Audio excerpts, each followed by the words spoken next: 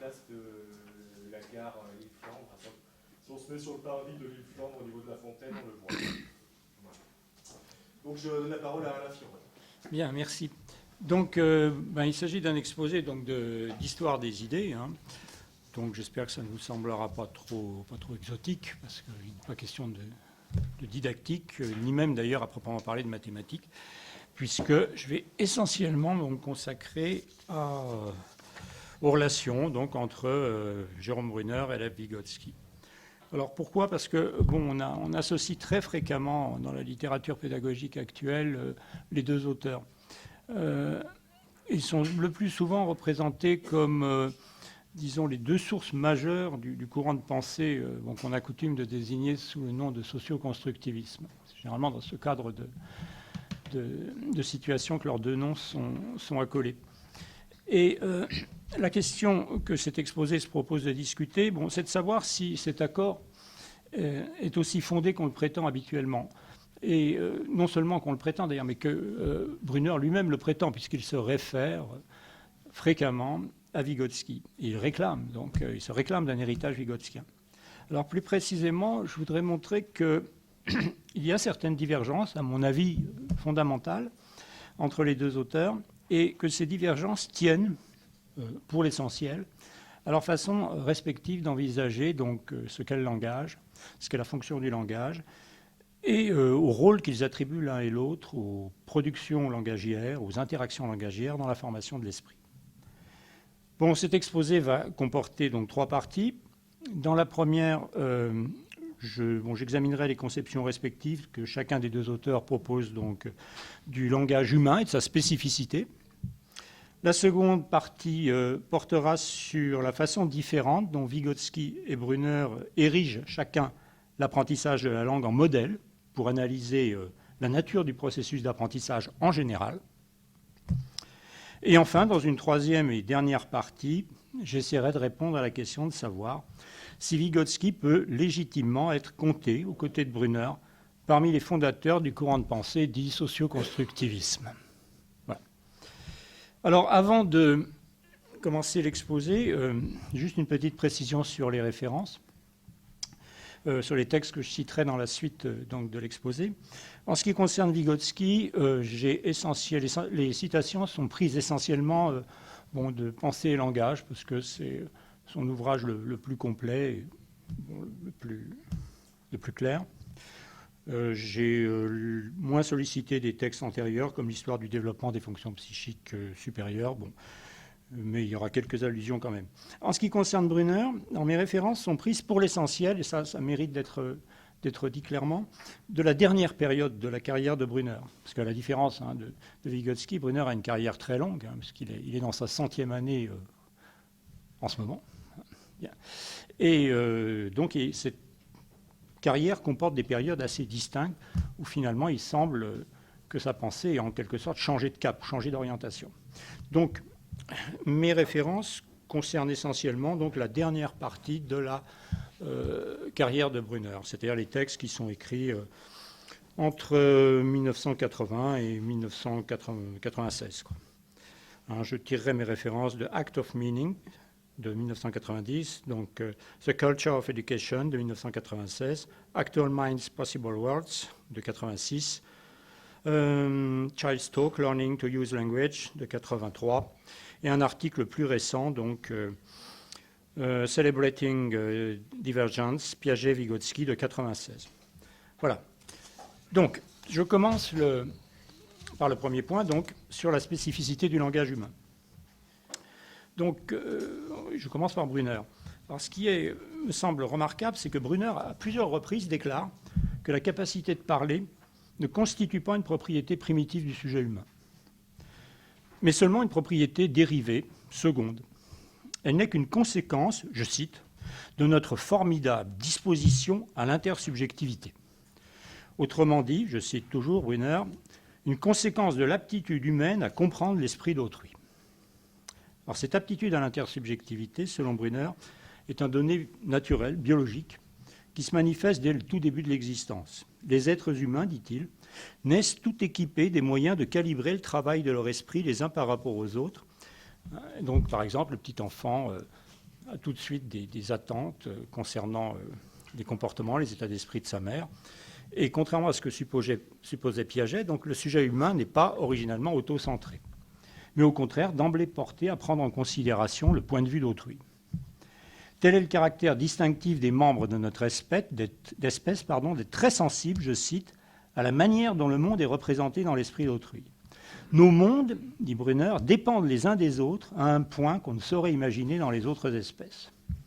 Donc le sujet humain se distingue, chez Brunner, des animaux en ce qu'il possède des croyances concernant les croyances des membres de son espèce. Alors que les animaux ont des croyances sur le monde, nous avons des croyances sur les croyances de nos congénères. Comme en témoigne, chez l'adulte comme chez l'enfant, l'existence de ce que Brunner appelle une psychologie populaire, c'est-à-dire certaines attentes, certaines théories sur le psychisme qu'il y a à la fois chez l'enfant, chez l'adulte. L'homme, autrement dit, est fondamentalement l'être qui se soucie de ce que pensent et croient les autres membres de son espèce. Ou comme dit Brunner, je cite, « Nous sommes l'espèce intersubjective par excellence ». Alors c'est vraiment le point essentiel, ça, chez Brunner, cette intersubjectivité. Et c'est de cette prédisposition à l'intersubjectivité que découle, selon Brunner, non seulement la capacité de parler, mais même la structure propre du langage humain. Ce qui fait sa spécificité, puisque les différentes propriétés structurelles, syntaxiques et sémantiques, selon Brunner, du langage humain donc, ne traduisent pas l'organisation logique de la pensée humaine, bon, comme le supposaient par exemple les grammairiens classiques de Port-Royal auxquels il a été fait allusion ce matin, mais cette organisation structurelle du langage traduit les relations fondamentales qui conditionnent et rendent possible l'échange intersubjectif, la négociation entre sujets, comme dit Brunner. Par exemple, Brunner estime raisonnable de penser que dans l'histoire de l'espèce humaine, je le cite, la syntaxe, la sémantique, le lexique lui-même se sont développés pour répondre au besoin d'indiquer les intentions qui président à un discours. Par exemple, le système des cas, un nominatif, accusatif, génitif, etc., selon Brunner, traduit au fond les différentes modalités du rapport possible à autrui, des modalités qui ont une existence prélinguistique. Il y a même infralinguistique. Le langage étant au fond une façon de formaliser ces différents modes du rapport à autrui. Alors cette conception de la nature et de l'origine du langage débouche sur une théorie dite fonctionnaliste ou encore pragmatique de la signification.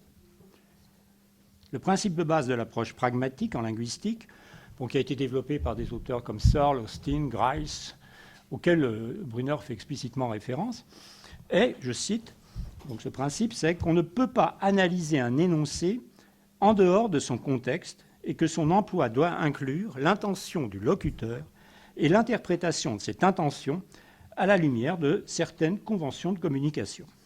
Le sens, autrement dit, n'est pas porté par des propositions, mais par des actes de discours qui interviennent nécessairement dans le contexte d'un échange dialogique entre des individus porteurs d'intentions de communication, qui interagissent dans un certain cadre socialement réglé, conventionnel. Bon, voilà en gros, en résumé, en quelques mots, les vues de Brunner sur le langage. Alors passons maintenant à Vygotsky. Alors Vygotsky lui aussi met en avant la fonction communicationnelle du langage, puisque comme Brunner, il considère, je cite, que le langage est avant tout un moyen de communication sociale. Bon, et c'est là, comme on sait, le fil directeur de sa fameuse critique des thèses piagétiennes concernant le langage égocentrique de l'enfant. Puisque l'erreur de Piaget, c'est d'avoir cru à l'existence d'une forme primitivement non sociale de langage, alors que, je cite, la fonction initiale du langage est toujours une fonction de communication, de liaison sociale, d'action sur l'entourage, aussi bien chez les adultes que chez l'enfant. Selon l'analyse vygotskienne, donc, on le sait, c'est une chose assez connue, le langage égocentrique apparaît, se développe, je cite, sur une base sociale, lorsque l'enfant, c'est toujours Vygotsky qui parle, se met à se parler à lui-même exactement comme il le faisait auparavant avec les autres, transférant par ce moyen les formes sociales de comportement, les formes d'activité collective dans la sphère des fonctions psychiques individuelles, ce qu'on appelle parfois intériorisation de l'interpsychique en intrapsychique.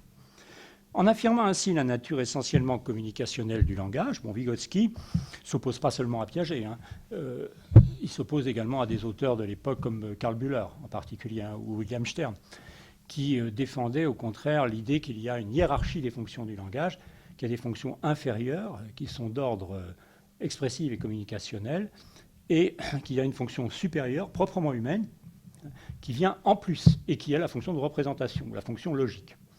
Alors, contre cette dissociation entre des fonctions animales qui seraient expressives et communicationnelles et une fonction supérieure humaine qui serait purement logique, et qui serait le propre de l'homme, bon, là-dessus, Vygotsky est absolument en opposition avec Bühler ou Stern, et il montre qu'au contraire, les deux fonctions, communicationnelles et logiques, sont absolument inséparables. Le langage humain étant nécessairement l'un et l'autre. Alors, cette analyse, si on la compare avec celle de Brunner, on voit que, bon, en dépit d'une sorte de ressemblance, quant à l'affirmation du caractère social du langage, bon, comporte quand même des divergences assez nettes. Alors, ces divergences me semblent provenir de ce qu'on ne trouve pas chez Vygotsky, cette idée, bon, qui est centrale dans l'analyse brunérienne, que le sujet humain est immédiatement et naturellement en contact avec d'autres sujets. Parce que le cadre philosophique de la psychologie vygotskienne, comme il a été rappelé ce matin d'ailleurs, c'est un cadre matérialiste, et c'est un cadre aussi, au point de vue épistémologique, réaliste. C'est-à-dire que, pour Vygotsky, l'altérité première que rencontre l'enfant, ce n'est pas celle des autres sujets. C'est clairement dit dans le texte de Pensée et langage, c'est la réalité matérielle. Celle du monde et physique extérieur qui vient s'opposer, en quelque sorte, au désir, à l'action pratique de l'enfant. Et on voit bien que le reproche adressé par Vygotsky à la thèse piagétienne d'un égocentrisme initial de la pensée enfantine, si on lit Pensée et langage, est tout à fait différent que celui que formule de son côté Brunner. Pour Brunner, l'erreur de Piaget, c'est d'avoir négligé le fait que l'enfant règle d'emblée, on l'a vu à l'instant, son comportement et sa pensée sur ce que fait et pense autrui. Il a négligé l'intersubjectivité, comme il dit dans l'article de 96. Et ce n'est pas du tout ce que lui reproche Vygotsky. Parce que pour Vygotsky, l'erreur première de Piaget, c'est d'être parti d'une conception idéaliste ou subjectiviste de l'esprit qui est héritée de la psychanalyse freudienne, selon laquelle la pensée de l'individu, considérée en elle-même et à l'origine, n'est pas en prise directe avec la réalité objective. Autrement dit, il n'a pas vu, je cite, que la forme primaire de l'activité intellectuelle est la pensée dirigée par la réalité. Ça ne peut pas être plus clair. Ce n'est pas donc l'enfermement dans l'imaginaire, ce n'est pas la satisfaction hallucinatoire, une sorte d'enfermement autistique, comme Piaget le supposait à la suite de Freud, mais au contraire, l'enfant est réaliste dans son rapport au monde, spontanément réaliste. Et Piaget ne l'a pas vu, dit-il, parce qu'au fond, il a expérimenté sur des enfants oisifs, dans des jardins d'enfants. Et s'il avait posé ces questions auprès d'enfants dans le cadre familial, où l'enfant a beaucoup à demander, alors il serait parvenu à des conclusions tout à fait différentes. Puis aussi, il lui reproche d'avoir questionné et d'avoir déduit cette théorie d'un irréalisme foncier de la pensée enfantine, en questionnant l'enfant sur des objets qui lui sont très lointains, avec des questions du style « pourquoi la lune ne tombe pas ?» des machins comme ça. Bon. Et d'après Vygotsky, il fait cette remarque que si Piaget avait questionné l'enfant sur des objets qui sont directement dans son champ d'action, il aurait vu alors que l'enfant, comme l'adulte, régule sa pensée en fonction des choses et des réponses de l'environnement physique. Donc, ça fait une différence, je trouve, assez fondamentale, puisque chez Brunner, l'enfant est d'emblée en communication avec d'autres consciences. On verra que ça mène à une toute autre théorie de l'apprentissage. La relation fondamentale est l'intersubjectivité. Ce n'est pas le cas chez Vygotsky. L'enfant est d'abord immédiatement en contact avec des choses. Alors, cette différence, me semble-t-il, se montre encore dans l'analyse que Vygotsky propose du processus par lequel l'enfant accède à la notion de signe. À l'origine, pour Vygotsky, le comportement et les gestes de l'enfant sont pratiques, donc dirigés vers les choses, les différents objets que l'enfant s'efforce de saisir. Alors c'est parce que certains de ces gestes échouent. Par exemple, l'enfant n'arrive pas à saisir, je ne sais pas, un hochet, un objet, et que cet échec déclenche le plus souvent l'aide du parent, par exemple de la mère, qui va donner à l'enfant l'objet qu'il n'est pas parvenu à saisir, que son geste se transforme en signe. C'est-à-dire qu'il n'apparaît plus alors à l'enfant comme un moyen d'agir sur la réalité matérielle, mais comme un moyen d'agir sur le comportement d'autrui. Et ce qui est important, me semble-t-il, dans cette analyse, ce qui la distingue beaucoup de celle de Brunner, c'est que cette analyse de la genèse du signe ne fait nullement intervenir l'idée que le langage et les comportements signifiants, les gestes, les attitudes, serait l'expression d'une quelconque prédisposition naturelle de l'enfant à l'empathie, à la compréhension intuitive d'autrui, une sorte de tendance naturelle à pénétrer les croyances des autres individus, à reconstruire une représentation partagée, négociée de la réalité, comme dit Brunner. Le langage et les comportements symboliques chez Vygotsky n'apparaissent pas comme des moyens de comprendre autrui, comme chez Brunner. Il n'utilise pas ce terme. Il utilise le terme d'agir sur autrui. C'est complètement différent. Il s'agit d'agir sur les comportements d'autrui, hein, et pas de le comprendre. Il n'y a pas cette notion de compréhension que Brunner utilise dans un sens diltéien, hein, comme une sorte de capacité à, en quelque sorte, d'empathie, hein, se mettre dans les pensées d'autrui. Alors de là, donc, chez Vygotsky, une toute autre explication de la spécificité du langage humain, puisque celle-ci ne provient pas d'une prédisposition naturelle à l'intersubjectivité, comme chez Brunner, mais de la rencontre qui se produit au cours du développement du jeune enfant entre deux processus ayant des racines génétiques différentes, comme dit Vygotsky. D'une part, le processus de développement de la pensée, et d'autre part, celui d'acquisition du langage. Alors que chez les animaux, ces deux processus qui existent coexistent en quelque sorte sans se rencontrer, se développent chacun de son côté, eh bien l'homme, chez Vygotsky, a ceci de particulier qu'il est le seul être chez qui les deux lignes de développement se rejoignent, coïncident. Et de cette rencontre, et on verra que le concept de rencontre est essentiel chez Vygotsky, il résulte que, donc cette rencontre entre ces deux lignes génétiques, il résulte que le langage devient intellectuel, en même temps que la pensée devient verbale, donnant ainsi, je cite, naissance à une forme toute nouvelle de comportement propre à l'homme. Donc, ces deux approches distinctes du langage présentent des implications pédagogiques différentes. Et celles-ci se manifestent, et je vais en venir maintenant à la deuxième partie de cet exposé, donc, dans la façon dont chacun des deux auteurs érige l'apprentissage de la langue en modèle permettant d'analyser d'autres formes d'apprentissage. Alors, Brunner déclare à ce sujet, je le cite, « Tout le génie de Vygotsky est là, dans le fait d'avoir reconnu cette analogie entre l'apprentissage en général, hein, et l'acquisition du langage. » Alors, pourtant, si on y regarde de plus près, on s'aperçoit que ce n'est pas la même langue, en fait, qui est érigée en modèle chez l'un et chez l'autre. Puisque Brunner prend essentiellement pour modèle, comme je vais le montrer, l'apprentissage de la langue maternelle, alors que Vygotsky prend pour modèle l'apprentissage d'une langue étrangère. Et on va le voir, ça change beaucoup de choses. Alors, je commence par Brunner. Si l'apprentissage de la langue maternelle constitue un modèle, selon Brunner, c'est qu'il met clairement en évidence l'antériorité des relations intersubjectives entre la mère et l'enfant sur les relations purement discursives. C'est ce que montrent en particulier les fameuses analyses de comment les enfants apprennent à parler. Celles-ci établissent, je cite, que l'acquisition du langage commence avant que l'enfant prononce sa première parole lexico-grammaticale. Elle commence quand la mère et l'enfant créent un scénario prévisible d'interaction qui peut servir de microcosme pour communiquer et établir une réalité partagée. Donc, la théorie brunérienne de l'acquisition du langage, hein, si on regarde le texte de 83, hein, comment les enfants apprennent à parler, met au centre les actes de parole, la dimension pragmatique de la langue. L'enfant apprend d'abord à communiquer, d'abord à comprendre des intentions de façon prélinguistique, et ensuite seulement viennent se greffer là-dessus des compétences lexico-grammaticales, dans un second temps. Et dans cette théorie de l'acquisition de la langue, le rôle de l'adulte est beaucoup plus actif, hein, que dans les théories, par exemple, de Chomsky ou dans les théories behavioristes. Puisqu'il faut que l'adulte soit, dit Brunner, un partenaire, qu'il soit disposé à négocier avec l'enfant, à faire quelque chose avec l'enfant. Tout commence donc par des scénarios ludiques entre la mère et l'enfant, au cours desquels l'enfant et l'adulte réalisent, je cite Brunner, quelque chose ensemble, l'un pour l'autre. Toujours cette idée de partage, d'échange, de négociation. Et sur ce terreau intersubjectif prélinguistique que s'implante ensuite seulement le langage. Alors pour désigner cette relation de coopération intersubjective, telle qu'elle se manifeste dans l'apprentissage de la langue maternelle, Brunner utilise, comme on sait, le terme de tutelle ou d'étayage. Et le même modèle s'applique, selon lui, bon, mutatis mutandis évidemment, hein, à l'analyse de l'acte d'enseignement en général. Pour enseigner, il importe avant tout, je cite Brunner, de faire entrer l'élève dans un processus interpersonnel de coopération mentale. Processus donc analogue à celui de la mère qui apprend à parler à son enfant. L'essentiel, en ce qui concerne l'enseignement, ne se joue pas dans le contenu informatif des paroles prononcées, ni dans l'organisation méthodique du propos. mais dans les phénomènes relevant de la pragmatique qui accompagnent leur énonciation par les sujets en communication.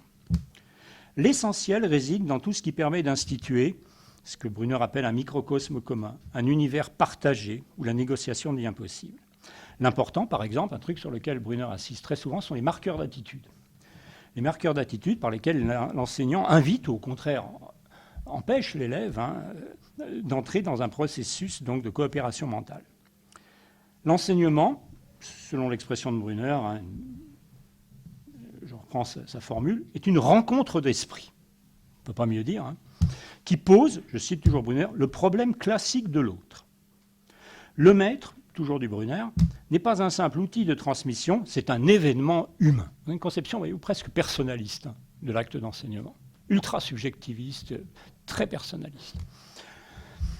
Et c'est pourquoi Brunner met en retrait finalement le langage, l'importance du langage dans la relation enseignante.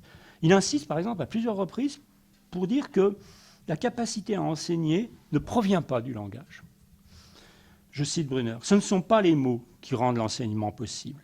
C'est notre aptitude à saisir le rôle que joue le cadre et les situations dans lesquelles surviennent les mots, les actes et les gestes. »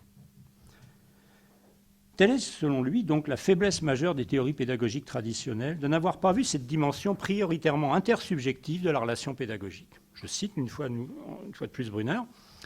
Notre tradition pédagogique occidentale rend à peine justice à l'importance de l'intersubjectivité dans la transmission de la culture. Son erreur est d'avoir cru que la question pédagogique était celle du mode d'exposition des connaissances, celle, disons, de l'organisation du discours didactique, ce qu'on appelle la méthode de doctrine au XVIIe et au XVIIIe siècle, alors qu'elle est avant tout celle des conditions d'une coopération intersubjective entre le maître et l'élève. Et pour les mêmes raisons, cette conception erronée de l'enseignement, centrée sur le langage, a fait croire que les contenus scolaires exigeaient un mode spécifique de transmission, l'exposition verbale méthodique, ce qu'on appelle la leçon en gros, alors qu'ils s'acquièrent en fait par les mêmes voies que nos connaissances extrascolaires, par un processus de coopération interpersonnelle, un processus d'étayage. Alors, ouais, en gros, ce que Brunner dit du modèle d'apprentissage de la langue maternelle appliqué à d'autres modèles d'apprentissage. Je passe maintenant à Vygotsky. Alors, je l'ai dit, il fait aussi référence à l'apprentissage de la langue, mais il s'agit cette fois-ci de la langue étrangère, pour penser d'autres modèles d'apprentissage, d'autres formes d'apprentissage. Alors, deux caractères propres à l'apprentissage d'une langue étrangère retiennent plus particulièrement l'attention de Vygotsky. Le premier, c'est qu'on n'apprend pas une langue étrangère comme on apprend la langue maternelle. L'apprentissage de la langue maternelle, qui se fait par interaction avec l'entourage, va du concret à l'abstrait, du pratico-théorique, je cite, du maniement oral de la langue à sa maîtrise écrite. Celui de la langue étrangère, qui se fait par assimilation de règles, l'expression est de Vygotsky, va de l'abstrait au concret, du théorique au pratique, du maniement écrit de la langue à sa maîtrise orale. Et il en va de même pour Vygotsky, en ce qui concerne la différence qui a été évoquée ce matin entre l'apprentissage de ce qu'il appelle les concepts quotidiens ou spontanés et celui de ce qu'il appelle les concepts scientifiques, on traduit aussi parfois par académiques. Je cite, « L'assimilation d'un concept scientifique se distingue de celle d'un concept quotidien, à peu près comme l'assimilation d'une langue étrangère se distingue de celle de la langue maternelle. » Les concepts dits scientifiques, bon, comme on sait, c'est des choses assez bien connues, désignent des notions dont la signification est dépendante d'un système organisé de connaissances. Bon, par exemple, le concept newtonien de force, la force se définissant par le fait qu'elle est égale au produit de la masse par l'accélération. Bon, c'est typiquement un concept scientifique au sens vygotien, parce qu'on ne peut pas définir la force par sa référence, mais par d'autres concepts qui font eux-mêmes partie d'un système qui est la mécanique, la dynamique newtonienne. Alors ces concepts sont acquis au moyen, je cite Vygotsky, d'une définition verbale initiale. Les concepts quotidiens, quant à eux, désignent les notions dont le sens, je cite, est indépendant d'un système déterminé. Par exemple, la notion de frère, exemple que prend Vygotsky. À la différence des précédents, il s'acquiert au moyen d'un processus de type inductif, je cite, en s'élevant progressivement vers des généralisations. Alors, il présente des caractères tout à fait opposés, en quelque sorte inverses, plutôt qu'opposés, d'ailleurs inverse serait plus juste. Dans le cas d'un concept scientifique, nous avons initialement une conscience claire du concept lui-même et de ses propriétés relationnelles, logiques, mais une conscience confuse de l'objet qu'il désigne, de sa référence empirique, et inversement, Dans le cas d'un concept spontané, nous avons une conscience claire de l'objet désigné, sa référence empirique, mais une conscience très confuse du concept de lui-même et de ses propriétés logiques. Chacun de ces deux concepts, donc, en raison de sa faiblesse propre, comme dit Vygotsky, son insuffisance, doit donc, comme il dit, se développer. Le concept spontané de l'enfant va se développer, je cite, de bas en haut, des propriétés inférieures aux propriétés supérieures, alors que le concept scientifique se développe de haut en bas, des propriétés plus complexes et supérieures aux propriétés plus élémentaires et inférieures. Il y en a un qui, comme dit joliment Vygotsky, qui germe vers le bas et l'autre qui germe vers le haut. Alors, il résulte de cette analyse bien connue que les deux modes d'apprentissage, celui des concepts spontanés et celui des concepts scientifiques, convergent. Et on retrouve cette idée de rencontre, de convergence, en quelque sorte l'un vers l'autre, sans jamais toutefois pouvoir ni devoir se confondre l'un avec l'autre, se recouper l'un l'autre. L'idée directrice de la théorie vygotskienne est que la formation de l'esprit résulte d'une rencontre entre ces deux processus indépendants qui doivent en quelque sorte se fertiliser l'un l'autre. Donc d'un côté un processus naturel d'acquisition des connaissances spontanées qui se fait par induction, interaction avec une situation, et de l'autre un processus culturel d'acquisition des savoirs scientifiques qui se fait par acquisition ou transmission systématique de connaissances. Et comme le souligne Vygotsky, il insiste beaucoup là-dessus, il n'y a rapport que s'il y a distinction. Je cite, « Le lien entre les deux processus et l'immense influence qu'ils exercent l'un sur l'autre sont possibles précisément parce que les uns et les autres concepts suivent dans leur développement des voies différentes. Les deux peuvent donc être mis en relation, mais ils ne peuvent l'être que si on a préalablement reconnu leur indépendance structurelle. » Ce qui signifie que Vygotsky exclut qu'il soit possible, ou même souhaitable, d'acquérir un concept scientifique sur le mode inductif et interactif, comme s'il s'agissait d'un concept spontané. La nature des concepts scientifiques est telle, au contraire, je cite, qu'ils apparaissent et se forment dans le processus d'apprentissage scolaire d'une manière tout autre que dans le processus de l'expérience personnelle de l'enfant. La raison en est que le concept scientifique est, je cite, médiatisé par un autre concept et que par conséquent, en même temps que le rapport à l'objet, il inclut aussi le rapport à l'autre concept, c'est-à-dire les éléments d'un système de concepts. Parce qu'il n'existe que rapporté à un système symbolique, organisé, le concept scientifique requiert donc un enseignement systématique qui, je cite, va de pair avec la transmission des connaissances à l'enfant dans un système déterminé. C'est Vygotsky qui parle. Ainsi, tout ça pour dire que lorsqu'il utilise le terme lui aussi de collaboration, il parle d'une collaboration systématique entre l'enseignant et l'élève, on peut se demander si finalement Vygotsky entend vraiment la même chose que Brunner.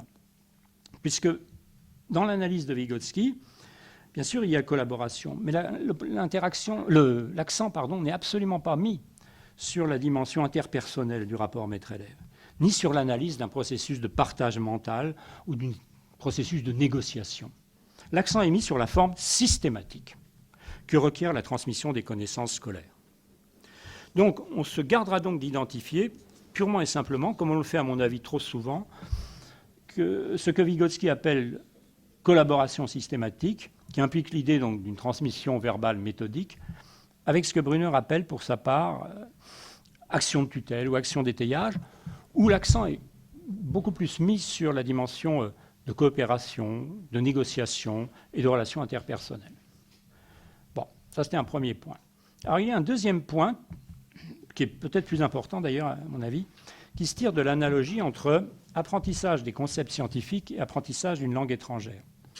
À savoir l'idée que l'assimilation des concepts scientifiques qui résultent d'un apprentissage scolaire et systématique produit en retour un développement de nos connaissances spontanées acquises quant à elles de façon inductive et interactive. Et Vygotsky d'ailleurs cite à ce sujet le mot célèbre de Goethe, qui dit que l'on ne parle correctement sa langue maternelle que si on a déjà appris une langue étrangère. Donc il y a une modification qui résulte de l'apprentissage d'une langue étrangère. L'apprentissage d'une langue étrangère rend le maniement de notre langue maternelle plus conscient, plus lucide, plus maîtrisé. Alors la notion fameuse de zone prochaine de développement se rattache directement à cette idée, puisque soutenir l'existence d'une zone prochaine de développement revient à soutenir qu'il est un espace logique où les savoirs objectivés, présentés, je cite, dans leur structure interne, leur logique propre de développement, structure interne du savoir, peuvent modifier et réorganiser les connaissances et les fonctions mentales subjectives de l'élève. Autrement dit, c'est soutenir qu'il est une zone où la rencontre avec des savoirs déjà structurés, organisés en système, possède un réel pouvoir structurant sur l'esprit, susceptible de modifier notre fonctionnement mental et notre rapport au monde. La notion de zone prochaine de développement désigne donc moins la mesure d'une distance, la distance qu'il y a entre les aptitudes du sujet et telle ou telle connaissance qu'il est en charge d'acquérir, que la mesure d'un pouvoir dynamique, d'une puissance à réaliser des effets, en l'occurrence, me semble-t-il, la puissance des savoirs organisés à produire une réorganisation mentale, à structurer l'esprit du sujet et son rapport au réel. Je dirais, ce n'est pas le vocabulaire de Vygotsky, c'est le mien, que la zone prochaine de développement désigne le pouvoir du logique sur le psychologique. Voilà. Dire qu'un concept se situe dans la zone prochaine de développement d'un élève, c'est dire qu'il peut être développé au sens vygotsien du terme, c'est-à-dire produire une réforme, des modes naturels de pensée de l'élève. Donc, cette théorie de la zone prochaine de développement, et à mon avis on ne le souligne pas toujours suffisamment, conduit Vygotsky à envisager l'activité de l'élève d'une façon originale, assez différente de celle que proposent les pédagogies ordinairement qualifiées d'actives, ou les pédagogies qui se réclament, comme celle de Dewey, d'un certain progressisme éducatif. En plusieurs endroits de son œuvre, en particulier dans Pensée et langage, Vygotsky montre qu'il est nécessaire de requalifier certaines conduites ordinairement jugées passives par les partisans des méthodes actives, c'est-à-dire d'une manière générale, les attitudes et les conduites qui sont celles du sujet face à un ensemble de connaissances déjà structurées antérieurement à l'acte par lequel le sujet en prend connaissance. Nous jugeons par exemple qu'un élève est passif, je cite, quand on lui montre la solution d'un problème en mathématiques. Pourtant, remarque Vygotsky, montrer la solution, ce n'est pas donner la solution, au sens d'un processus où le sujet sera entièrement passif et réceptif. C'est susciter une activité intelligente, je cite, qui fait avancer ma propre pensée, et, dans certaines conditions, ces conditions que détermine justement la notion de zone prochaine de développement, eh bien, va produire une transformation profonde des schémas naturels de pensée. Alors, ces conduites apparemment passives, mais en fait actives, appartiennent à la catégorie générale que Vygotsky désigne par le terme d'imitation. L'imitation, si on l'entend dans son sens large, je cite, est la forme principale sous laquelle s'exerce l'influence de l'apprentissage sur le développement. Et c'est là le contenu de la notion de la zone prochaine de développement. Alors, comme l'indique Vygotsky, la notion d'imitation doit être prise au sens large. Par quoi il faut comprendre qu'elle n'est pas relative à la conduite gestuelle. On peut certes imiter un geste, un mouvement, mais aussi imiter une pensée, en reproduisant mentalement un discours, lorsqu'on suit un exposé ou une démonstration faite par un professeur. Bref, la notion de zone prochaine de développement désigne l'ensemble des connaissances déjà structurées que le sujet peut reproduire de façon active et créatrice, de telle façon que cette reproduction ne soit pas une activité mécanique, une simple copie, une imitation n'étant pas une copie, une simple activité mécanique qui serait sans effet sur son développement ni ses concepts spontanés. Et c'est ce qui distingue l'imitation humaine, qui relève de la zone prochaine de développement, de la simple imitation animale qui est de l'ordre de la copie. Et le fait de posséder cette capacité de se former au contact de savoirs déjà structurés est ce qui définit l'identité, au fond, de l'apprentissage humain. C'est ce qui fait d'ailleurs même l'identité de la psyché humaine, ce dont découlent ses caractères propres. Donc on voit que Brunner, à la suite d'autres lecteurs qui sont inspirés de Brunner, me paraît avoir donc détourné la signification originale de la zone prochaine de développement telle que le Vygotsky l'entend, puisqu'on la présente à la suite de Brunner comme le lieu de la rencontre entre deux consciences, l'espace théorique où, je cite Brunner, un trait de conscience est possible. C'est les expressions qu'il utilise quand il parle de la zone prochaine de développement. La formation d'un microcosme partagé. Les textes de Vygotsky, pourtant, si on les lit sans prévention, disent autre chose. Ils ne font pas référence à l'idée, au fond, très subjectiviste, personnaliste même, du partage, communauté, communion des consciences, mais seulement à l'idée qu'il y a un certain espace théorique où l'écart entre les connaissances subjectives de l'élève et les connaissances objectives qui lui sont présentées autorise un processus d'imitation créative. Bien. Alors, je serais tenté de dire, pour utiliser un vocabulaire qui n'est pas celui de Vygotsky, qui est un vocabulaire poppérien, que la zone prochaine de développement désigne en définitive l'espace où l'esprit, comme dit Popper, peut interagir avec des objets du monde 3, avec des objets structurés, culturels. Voilà. C'est-à-dire des objets déposés dans des supports symboliques. Et ce n'est pas tellement une relation intersubjective. Alors, j'en viens à la troisième partie de cet exposé, qui est donc, dans lequel je vais tenter de répondre à la question, savoir si Vygotsky peut légitimement être compté aux côtés de Brunner comme un des pères fondateurs du courant de pensée dit socio-constructivisme. Bon, vous avez deviné que je vais répondre non. Alors, pour trois raisons. Alors, premièrement, il y a au moins, le terme constructiviste a plein de sens, évidemment, mais il y a au moins un des sens de ce terme que rejette explicitement Vygotsky, à savoir ce qu'on peut appeler, disons, le constructivisme philosophique ou épistémologique, c'est-à-dire la thèse selon laquelle la connaissance est un processus de construction de la réalité. L'épistémologie vygotskienne est une épistémologie réaliste, et clairement réaliste. Pour Vygotsky, je cite, « La fonction fondamentale de la pensée est de connaître et de refléter la réalité. » Alors le reflet et cette connaissance suppose certes la médiation de théories, de systèmes symboliques, qui sont des constructions de l'esprit, mais la réalité même n'est pas une construction mentale. L'activité scientifique ou l'activité de connaissance chez Vygotsky n'est pas de construire une réalité, ne consiste pas à construire une réalité à la mesure de l'homme. Il s'agit de construire des théories scientifiques, des objets symboliques qui sont censés viser, atteindre la réalité en soi, dire quelque chose du réel tel qu'il est. Et là-dessus, il est très clair. Or, ce n'est pas du tout le cas chez Brunner, tout au moins chez le dernier Brunner. La connaissance, pour Brunner, c'est une entreprise destinée à construire, comme il le dit en reprenant le vocabulaire ultra-subjectiviste de Nelson Goodman, une version habitable, une version partageable du monde. Et ce n'est pas une tentative, donc, pour connaître une quelconque réalité préexistante. Chez Brunner, ce ne sont pas seulement les théories, les outils cognitifs qui sont des constructions de l'esprit, mais c'est la réalité même. Et sur ce point, la divergence est totale. L'épistémologie brunérienne débouche sur une forme d'idéalisme intersubjectif que Vygotsky, quant à lui, rejette alors avec la plus grande fermeté. Il s'oppose à toutes les théories, comme celle de Mach, par exemple, à son époque, qui postulent, je cite, que le monde physique, c'est l'expérience socialement concertée, socialement harmonisée, en un mot, l'expérience socialement organisée. Ces termes pourraient parfaitement s'appliquer à Brunner. C'est exactement ce qu'il dit de la connaissance, l'expérience socialement organisée. L'objectivité, pour Vygotsky, ce n'est pas l'intersubjectivité. J'en viens maintenant à un deuxième point qui devrait, me semble-t-il, inciter à ne pas rattacher Vygotsky au socio-constructivisme, à savoir la conception qu'il propose du social et de son rôle dans la formation de l'esprit. Il ne remarque pas suffisamment, me semble-t-il, que Vygotsky a explicitement critiqué chez Piaget une conception du social et de son rôle dans le développement mental de l'enfant qui, par certains côtés, est assez proche, finalement, pas très différente, de celle que proposeront plus tard Brunner et les auteurs qui se réclament du socio-constructivisme. Contrairement à ce qu'on prétend souvent, en effet, Piaget n'a pas négligé le rôle du social dans le développement mental de l'enfant. Tout au moins le premier Piaget. Le seul que connaisse que Vygotsky, puisqu'il est mort très jeune. L'enfant, tel que le conçoit Piaget, étant supposé ne pas être en contact avec le réel, l'évolution progressive de sa pensée vers la pensée logique et objective de l'adulte ne peut s'expliquer que par la rencontre avec la pensée d'autrui. Autrement dit, avec le monde social compris comme univers intersubjectif.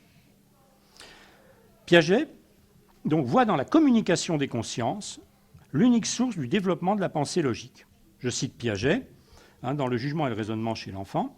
« Sans les autres, les déceptions de l'expérience ne nous mèneraient qu'à la surcompensation d'imagination et au délire. C'est uniquement le besoin social, c'est Piaget qui parle, de partager la pensée des autres et de communiquer qui est à l'origine du besoin de preuve, de logique. » Et il conclut, « La preuve est née de la discussion. »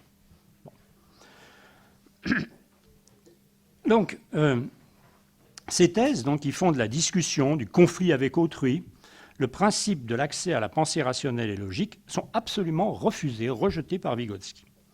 Pourquoi ? Parce qu'elle débouche immanquablement, selon lui, sur une épistémologie qui réduit l'objectivité à l'intersubjectivité, épistémologie dont on a vu qu'il rejetait absolument les conclusions, de nature idéaliste.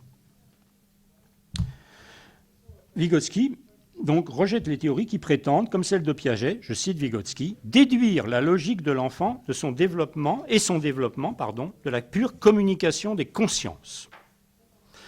Et le reproche qu'il adresse à ces théories du développement, ce n'est pas d'avoir oublié le social, c'est de ne pas avoir compris la vraie nature du social, d'avoir tenu pour équivalente la rencontre avec les autres et la rencontre avec la réalité sociale. Autrement dit, d'avoir identifié le social à l'intersubjectif, à l'ensemble des consciences en communication les unes avec les autres. Or, pour Vygotsky, justement, le social n'est pas l'intersubjectif. C'est une réalité objective et institutionnelle. Et ce matin, on faisait référence à l'esprit objectif hegelien, et en effet, c'est beaucoup plus proche. Cette idée est beaucoup plus proche de ce que veut dire Vygotsky que ce social intersubjectif, social pensé comme une sorte de lieu de rencontre des consciences qu'il y a chez Brunner. Les références de Vygotsky, en effet, c'est Marx, c'est Hegel, et c'est pas l'intersubjectivisme, Nelson Goodman et Brunner qui se développera plus tard. Bon. Donc, la réalité sociale, c'est celle des œuvres de l'esprit objectivé, les théories et les systèmes détachés des sujets qui les ont produits. Et j'insiste, détachés des sujets qui les ont produits. C'est la réalité objective, une réalité institutionnelle. La médiation qui fait accéder à l'objectivité n'est pas celle des autres consciences, c'est celle des instruments, des outils de la pensée, des produits sociaux objectivés dans la culture, grâce auxquels j'agis sur le monde réel, à la fois sur la réalité matérielle, sur les autres personnes et sur moi-même. C'est-à-dire le langage, les savoirs organisés, les théories. En gros, ce que Popper appellera le monde 3, qui est déjà très présent dans la culture allemande du début du siècle, chez des auteurs comme Karl Bühler, etc., et d'autres que Vygotsky fréquente énormément.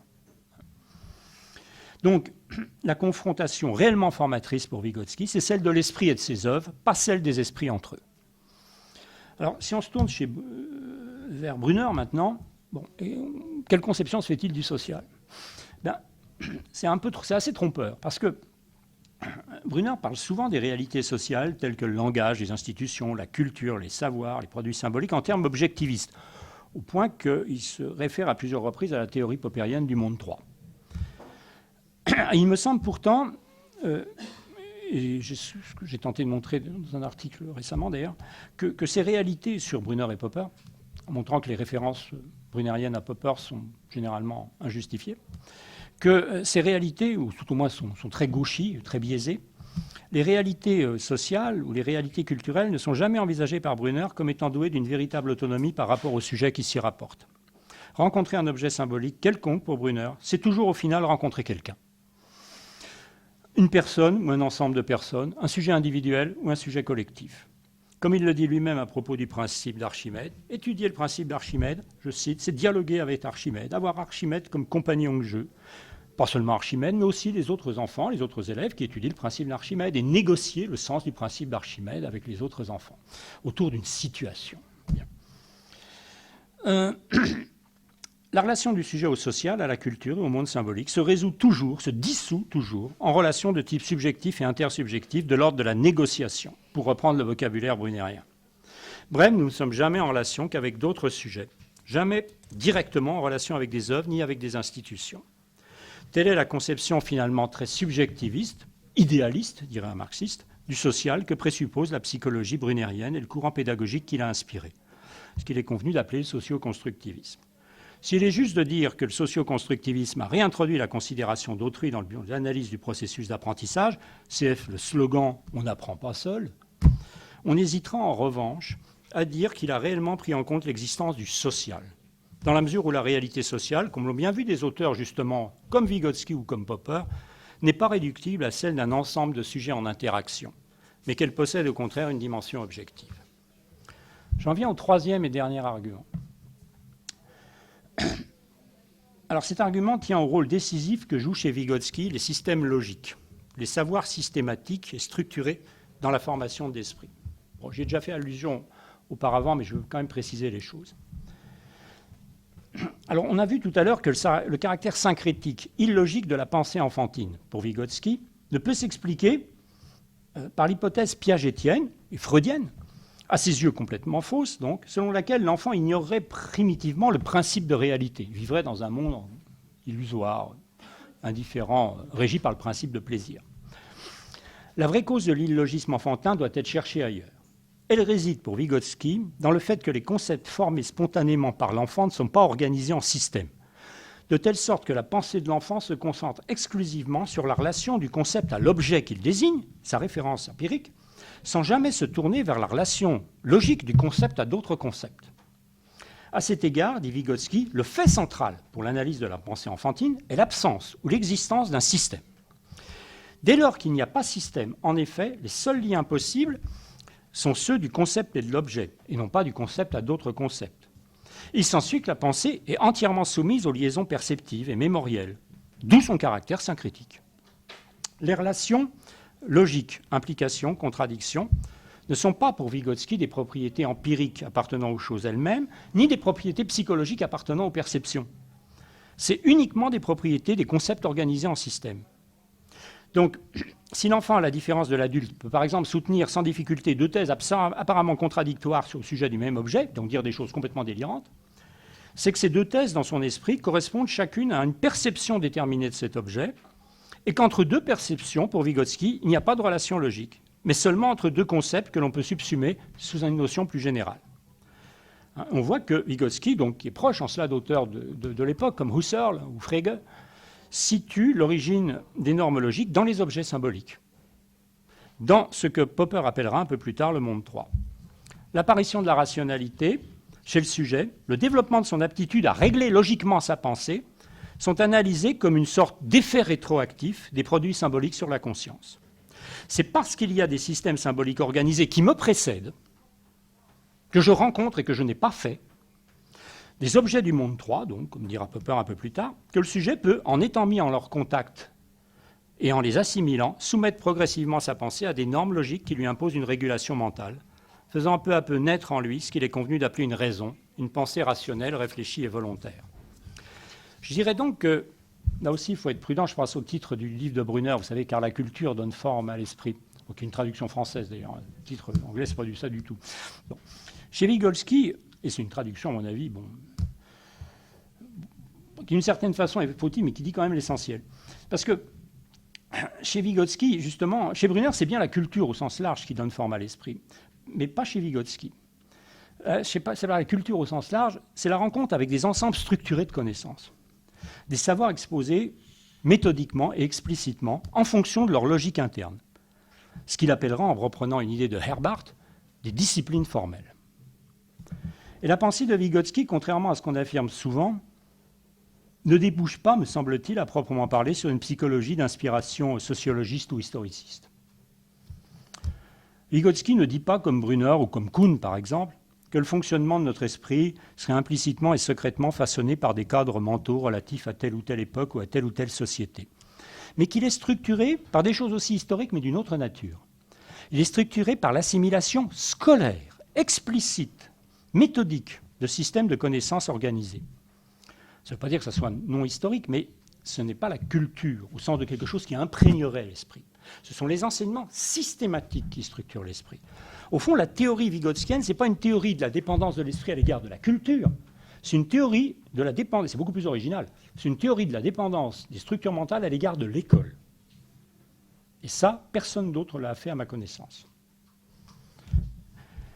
Et la lecture purement sociologiste de Vygotsky passe complètement sous silence cette immense originalité. Le seul auteur qui finalement ait montré que les cadres mentaux dépendent non seulement de la culture, mais essentiellement de l'école, des transmissions explicites. Bien. Alors cette thèse, en revanche, on ne la rencontre pas, chez Brunner. Et elle me semble également rompre de façon radicale avec un des présupposés les plus fondamentaux du constructivisme piagétien, que partage en revanche Brunner. Ce présupposé, c'est l'idée que le développement et l'apprentissage sont des modalités de l'adaptation biologique et qu'ils doivent être analysés comme des moyens de produire un équilibre mental entre le sujet et son milieu. C'est-à-dire qu'au fond, apprendre, c'est répondre à un déséquilibre par une rééquilibration majorante. Et c'est ça que conteste Vygotsky. C'est le cœur même du constructivisme.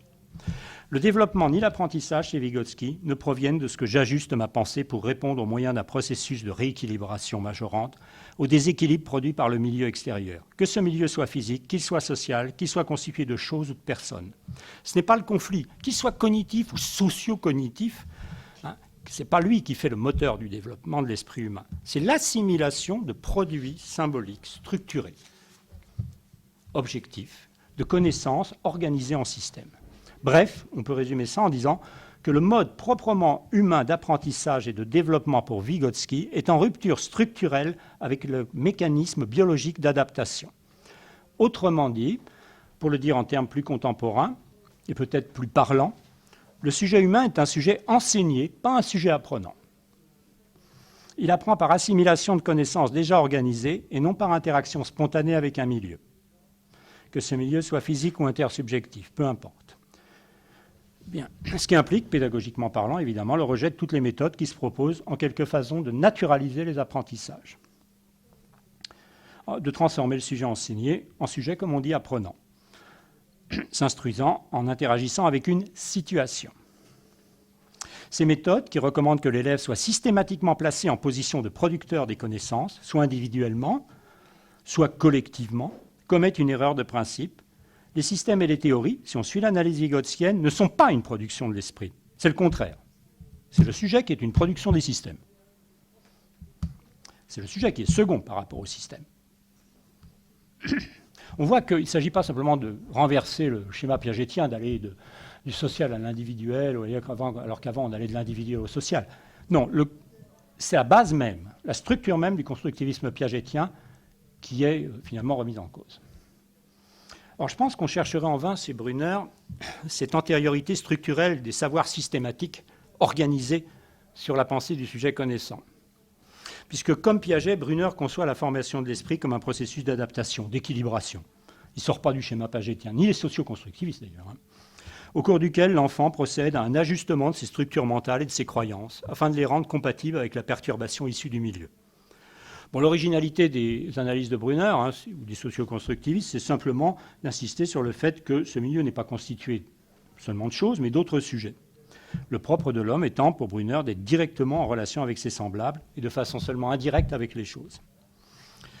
Mais bon, cette idée d'une adaptation par équilibration n'est pas remise en cause, alors qu'elle l'est, me semble-t-il, chez Vygotsky. Bien. Donc, et c'est en quoi, donc, la psychologie de Brunner reste bien, elle, un constructivisme, au sens à la fois épistémologique et éducatif du terme, ce qu'on peut appeler, si on veut, un socio-constructivisme, à condition de tenir pour équivalent le social et l'intersubjectif. D'ailleurs, quand on parle de socio-constructivisme, à mon avis, le terme constructivisme intersubjectif serait beaucoup plus approprié, me semble-t-il. Bon. Enfin, on voit ce que ça veut dire. Bien. Donc, et si on l'applique en revanche à Vygotsky, il me semble que l'on manque totalement l'originalité de son apport. Bien, je vais conclure maintenant, parce que je vois qu'il est à peu près là. Donc, à travers cet exposé, j'ai essayé de pointer l'originalité de l'apport vygotskien, qui, à mon avis, est très souvent méconnu. Alors, ce travail, il se situe dans le prolongement d'autres travaux contemporains qui visent eux aussi à questionner, à problématiser l'interprétation habituelle de la pensée de Vygotsky. Alors, je pense par exemple à un article récent de Frédéric Yvon et Ludmila Chaïguerova, paru en 2013, qui insiste sur le fait que cette interprétation, je cite ces auteurs, fait aujourd'hui débat. Je cite, on a en gros actuellement deux lectures de Vygotsky, qui sont aussi deux interprétations de l'école et de son rôle. Une version interactionniste ou socio-constructiviste, qui essaye de James Verge, de Brunner, de Michael Cole, qui est solidaire de l'idée que l'école, je cite, a pour fonction d'aménager des situations d'apprentissage pour permettre à l'enfant d'apprendre par lui-même en collaboration avec ses pairs et avec l'enseignant. Donc on a là une lecture brunérienne de Vygotsky, où l'accent est mis sur les relations entre sujets.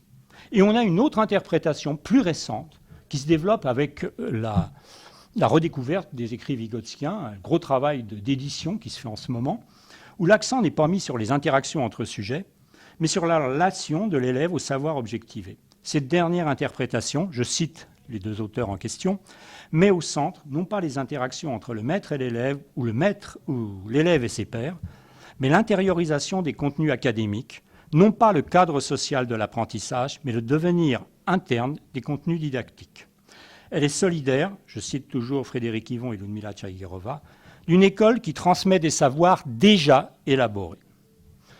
Tout ça pour dire que les débats que suscite aujourd'hui la pensée de Vygotsky sont indissociables des discussions et même des polémiques qui traversent aujourd'hui la réflexion pédagogique contemporaine. Une dernière chose, toujours dans cet article que j'ai trouvé très riche, que j'ai trouvé après avoir travaillé sur la relation Vygotsky-Brunner, et qui m'a conforté finalement dans la perspective de lecture. Ludmila Tchaïguerova montre qu'au fond, ce qu'elle appelle le malentendu, auquel a donné lieu la lecture de Vygotsky, eh bien, a son origine en URSS. Dans l'interprétation que les disciples déclarés de Vygotsky, c'est-à-dire Leontiev, Luria, Elkonid, donnent de son œuvre. Puisque ces psychologues sont partisans d'une théorie de l'apprentissage, qui est celle de l'école de Kharkov, centrée sur l'idée d'activité du sujet apprenant. Et de là, selon cet auteur donc, de l'article, la distorsion qu'ont subi les écrits vygotskiens. Par exemple, les textes publiés traduits en anglais en 1978 dans Mind and Society, eh bien, ont été choisis par Luria. Et ils ont été choisis de telle sorte qu'ils soient compatibles avec la théorie de l'apprentissage comme activité prônée par les théoriciens de l'école de Kharkov. Donc on aurait eu, dès le départ, finalement, une sorte de lecture biaisée de l'œuvre vygotskienne, rendue compatible avec une théorie de l'apprentissage comme activité, d'origine piagétienne en définitive, ou compatible avec les idées piagétiennes, avec laquelle en fait elle est incompatible. Voilà. Donc tout ceci pour dire que si, comme je le pense, Brunner a fait une erreur globale d'interprétation, disons que le terrain avait été en quelque sorte préparé. Voilà. Terminé.